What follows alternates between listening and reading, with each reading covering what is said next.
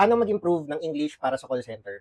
Bibigay ko ang tatlong pinakamahalagang lessons na tinuturo ko sa mga one-on-one tutorial students at group session students ko. Marami sa kanila ready after 2 to 3 weeks ng pagpa-practice kasama ako. Number 1, practice mo isulat lahat ng gusto mo sabihin.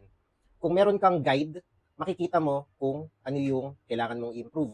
Kung meron kang grammar, madali siyang makita pag nakasulat kumpara dun sa tinatry mong ayusin yung grammar sa isip mo lang. Pwede mo siyang tignan, pwede mo siyang basahin ng malakas, pwede mo siyang i-review, pwede kang magpatulong sa ibang tao, pwede kang magpatulong sa AI. Basta ang mahalaga, yung nasa isip mo, ilipat mo sa papel. Number 2, kalimutan mo muna yung paragraph, yung mga mahabang paragraph na tinuro sa atin sa school. Gusto ko, ilista mo lang lahat ng gusto mong sabihin, one sentence per line. Balik, ito yung isang example. Isang linya, isang sentence, isang linya, isang sentence. Ganun lang yung style. Huwag ka munang mag-isip ng mga paragraph, ng mga advanced na formatting.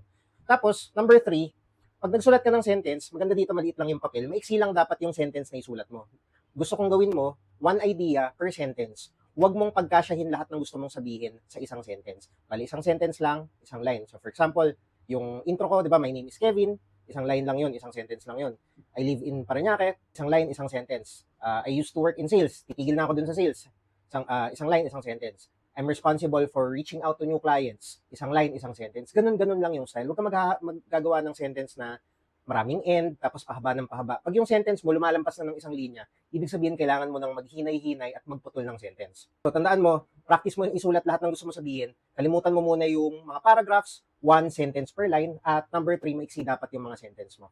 So follow mo para masupport kita, tapos bukas ulit.